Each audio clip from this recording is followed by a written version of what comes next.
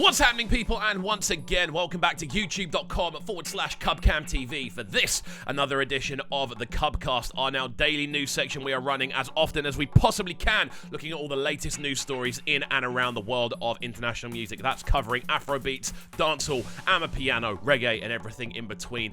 I'm really excited to get into today's conversation, but first of all, I want to say thank you to each and every one of you who has been supporting the channel. We've literally just gone past 43,000 subscribers.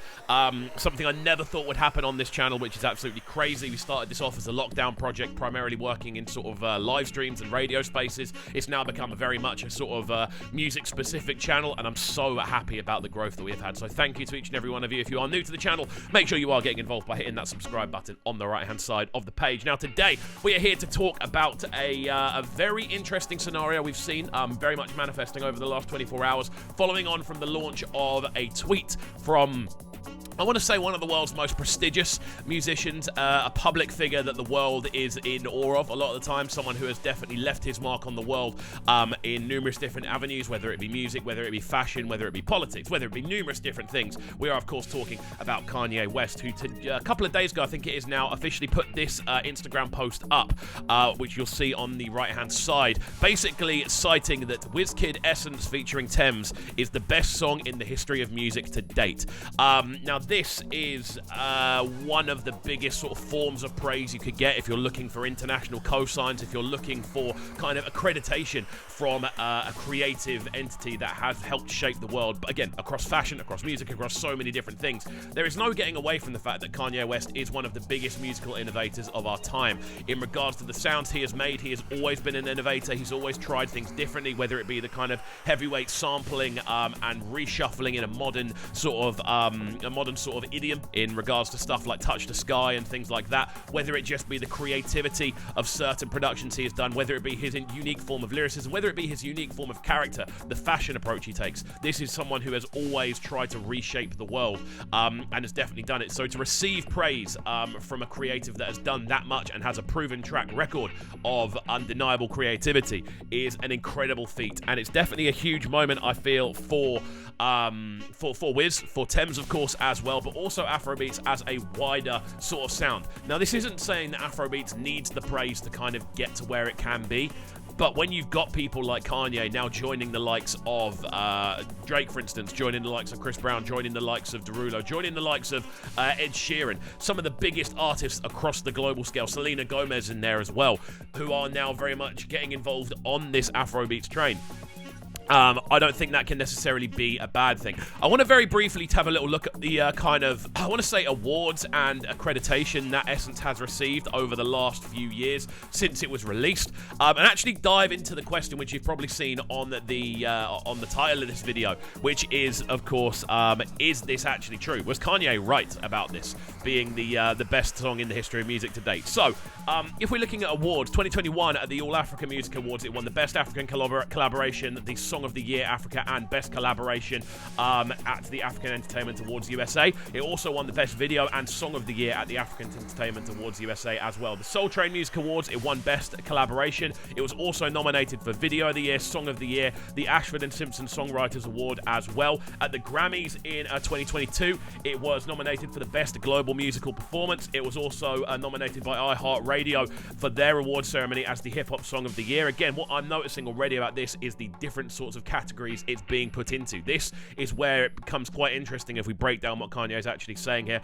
Alongside this, the NAACP Image Awards, it won the most outstanding music video and visual album, outstanding international song as well. At the 3 Music Awards, it won the African Song of the Year, and at the BET Awards this year, bear in mind, these award ceremonies have been going on for 2 years now, and it's won at 2 separate years' worth of award ceremonies. That's the kind of scale we are talking about when it comes to this tune. At the BET Awards in 2022, it did win the Best Collaboration, and obviously, it's won a ton of awards at the Headies as well. Do check out our Headies music review in the, well, I'll leave a link in the description down below, but we did review all of the winners. WizKid won a ton of awards on that one as well, as did Essence, which is crazy, as did Thames as well. So this kind of leads me to believe believe why this is potentially a true statement from Kanye. This is something that's been nominated for Afrobeats, it's been nominated for R&B, it's been nominated for hip-hop as well. It's also been nominated in the global category. I've never been a fan of the concept of a global category because I feel it undefines 1,000 different genres and puts them into this bracket of global just because it's not westernized. I really don't like that as a concept, but this is a song that has been nominated in that bracket as well, so credit where it's due. And it's crazy when you actually look at the praise and accreditation this has been receiving. Let's bear in mind that when Made in Lagos dropped, I'm pretty sure it was November 2020 that Made in Lagos dropped. It was either November or December 2020. This was not the tune that everyone was raving about at the time. Ginger was the tune that everyone was raving about at the time, and a couple of other bits on there as well. The video for this tune didn't drop for, I think, another 7, 8, 9 months. So this wasn't the first tune they were looking to kind of promote, but the fact it's gone on to become this, again, global meteor, this, I want to say, flag-flying tune for Afrobeats on a global scale, is kind of what makes it so interesting. When you look at a ton of the other artists that have kind of had these global hits, that have had, I want to say, this international recognition, a lot of the time they already have an international reputation established. Now this is what makes this one interesting. This is a tune that when the Afrobeats Billboard chart launched, I think it's 24, 25 weeks ago now, this was launched in 3rd place. Now, I don't think this has dropped below 4th place in that entire time. We've seen other songs rise and fall around it, but the consistency of this being in 3rd place, it was number 1 for 1 week as well in that sort of transition period between Love Nwantiti, Thames, and obviously Last, which is there now. This was at number 1 in that transition period in between. So it's kind of crazy to see the consistency this tune has had over that time period. Again, this is the tune I want to say that, I don't want to say this is the tune that broke Thames, but this is the tune that really did kind of solidify her spot as a major global artist, to the point where she's now meeting, about 6 months after we saw this, she was getting into conversations with Rihanna, and she was appearing at all these mad award ceremonies, and she just had this southern international appeal that I don't want to say wasn't there before, but it became solidified following on from the success of this tune as well.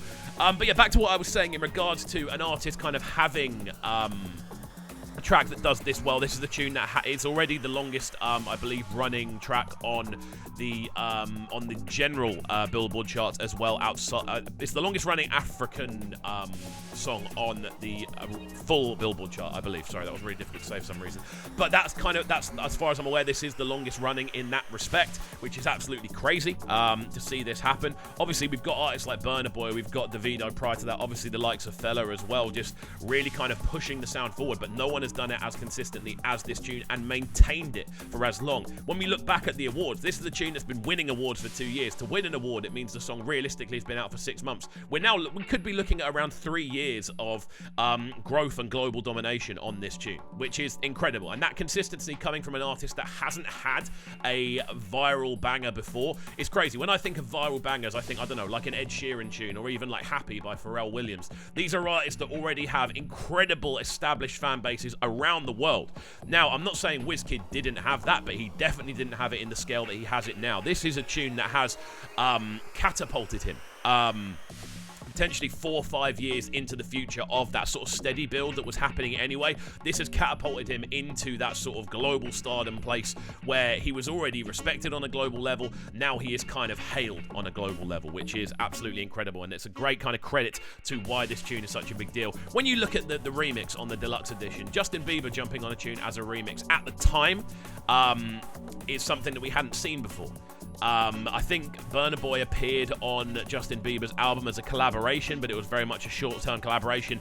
Bieber arriving on an Afrobeats tune at the time, or as some people are now calling it, kind of like an R&B blend of Afrobeats, was unheard of. So to see it then happen and then it catapult its way up as it has done, it kind of gives, again, a lot of credit to why this tune is such a big deal. Now, on the other side of this, we do see tracks, for instance, like Love Nwantiti, like the Peru remix, which I feel in essence, pardon the pun, in essence, in a shorter period of a time, have actually achieved more when it comes to viewership, not necessarily awards as much, but in regards to viewership and virality. Love Nwantiti is the, I believe, most streamed African song of all time. So there are different ways of looking at this, and I don't necessarily think when Kanye's saying this, he's talking about it in regards to African individually.